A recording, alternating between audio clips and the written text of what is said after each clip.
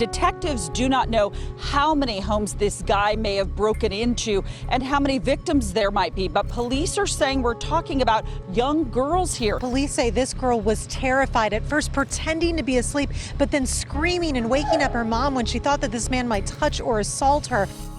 This story took place in an area that I used to cover as a field reporter, and it's one that really shocks the community to its core. I mean, when something like this happens to a neighbor, the entire community is affected. With the area on high alert, investigators turn over every stone.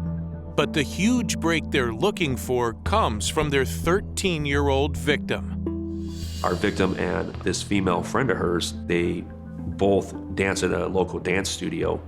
Our victim showed her friend the video surveillance footage, and that friend immediately recognized our suspect. As it turns out, the victim's friend was also targeted by the same man. He actually did a similar incident to her a couple years prior. Was actually criminally charged for that case. The man's name is Jonathan Ward. He is 21 years old. Once we had Jonathan identified, it was actually pretty easy to find because he did live locally. He was within a couple miles of our victim's residence. We sat up on his residence, waited to spot him just to confirm he was there. At approximately 8 p.m., just 17 hours into their investigation, police execute a search and arrest warrant.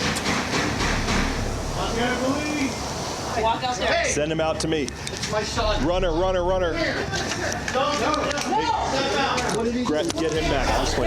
Get him. I'm out here. Hello. Can I put on a shirt at least? No. Come. Just come. Why you take off running when the police are there yelling search warrant?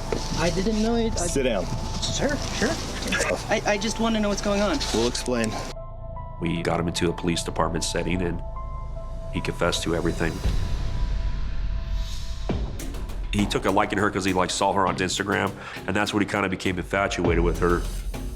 He had targeted not only this victim, but other girls from the dance studio. He was savvy enough to find out who these little girls were through their social media and target these little girls and find out where they lived. The only house where he was successful at was our victim's house. He did a dry run the week before breaking into the house, and then he came back the next week, August 30th of 2018, and committed his sexual acts. He knew about the cameras being there. He knew the layout of the house. He enjoyed the fact that if he got caught, he said it sexually aroused him. Everything that we found collectively in the investigation, he is absolutely a pedophile and a sexual predator. Jonathan Ward is convicted of child annoyance and burglary. He is sentenced to 4.5 years in prison. Personally, being a dad, my kids don't have social media. It's not that hard to find somebody.